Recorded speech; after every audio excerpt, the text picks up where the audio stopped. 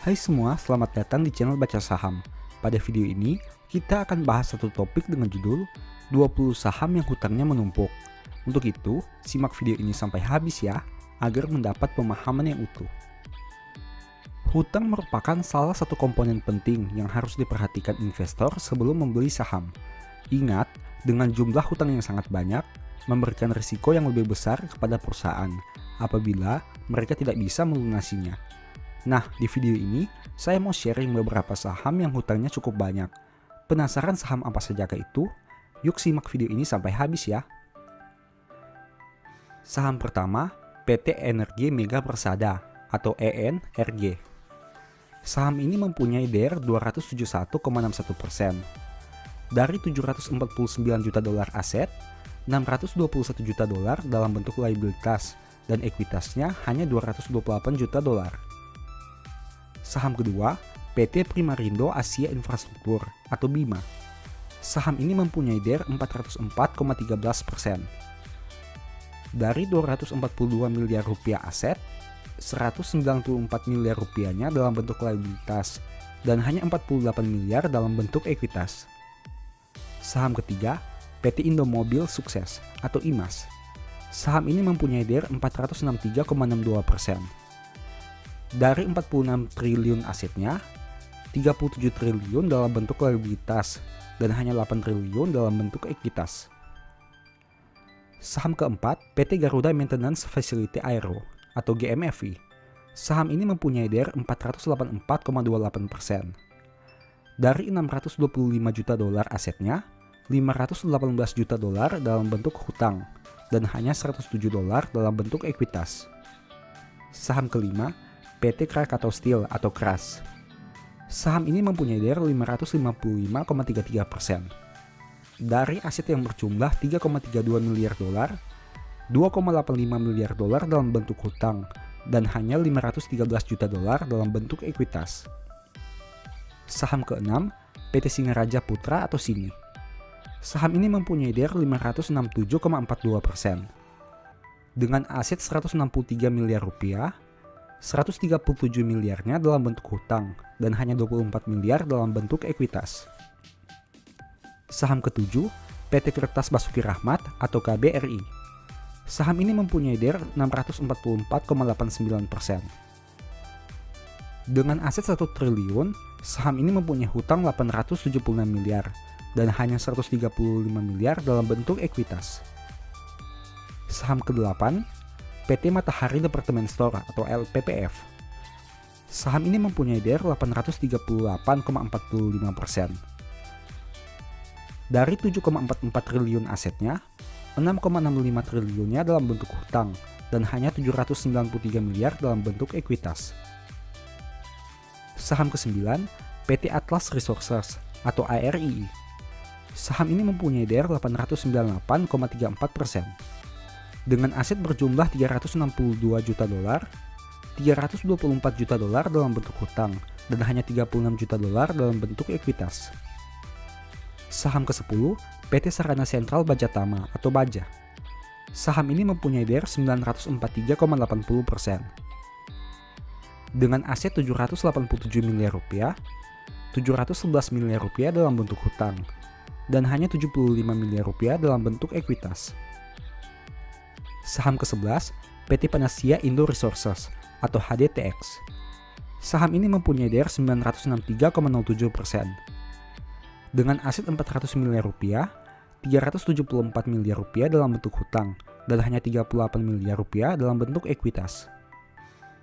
Saham ke-12, PT Apexindo Pratama Duta atau Apex. Saham ini mempunyai DER 967,93%. Dengan aset 491 juta dolar, 445 juta dolar dalam bentuk hutang dan hanya 46 juta dolar dalam bentuk ekuitas. Saham ke-13, PT Jaya Agrawati atau Jawa. Saham ini mempunyai DER 1400,70%. Dengan aset 3,51 triliun, 3,27 triliun dalam bentuk hutang dan hanya 233 miliar dalam bentuk ekuitas. Saham ke-14, PT Grand Kartet atau KRAH. Saham ini mempunyai DER 1633,78%.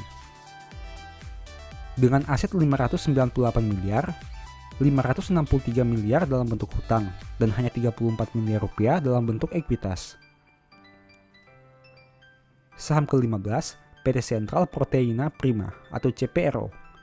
Saham ini mempunyai DER 2295,93%. Dengan aset 6,15 triliun, 5,89 triliun dalam bentuk hutang, dan hanya 256 miliar dalam bentuk ekuitas.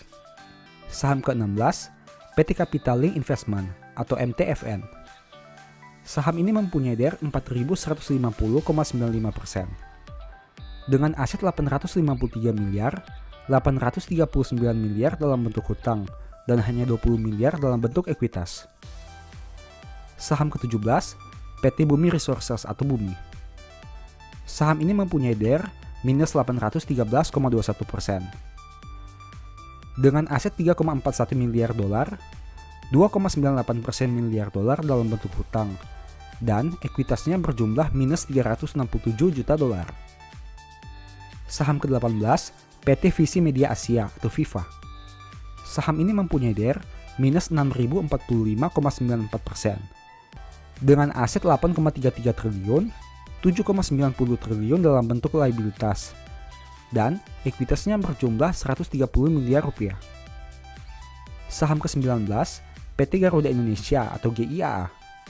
Saham ini mempunyai DER minus 11.765,83%. Dengan aset 10,29 miliar dolar, 10,37 miliar dolar dalam bentuk hutang, dan ekuitasnya berjumlah minus 88,12 juta dolar.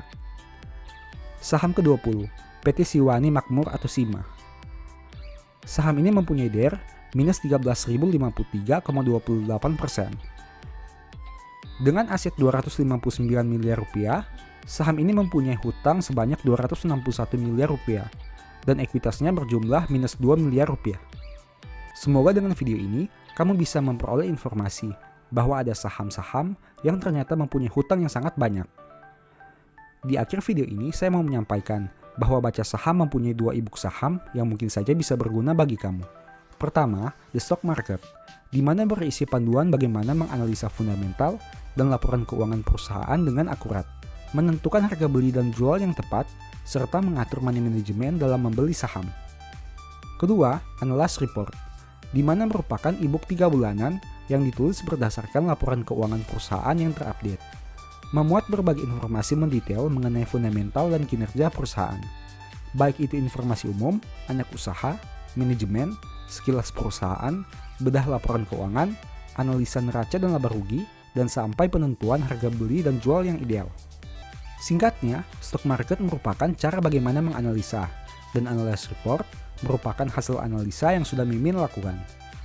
Apabila ingin melakukan pembelian, silahkan DM saja di Instagram @bacasaham ya. Sebagai penutup, saya mau mengutip satu statement yang semoga bisa menjadi semangat bagi teman-teman ya. Dengarkanlah didikan, maka kamu menjadi bijak. Janganlah mengabaikannya. Thank you.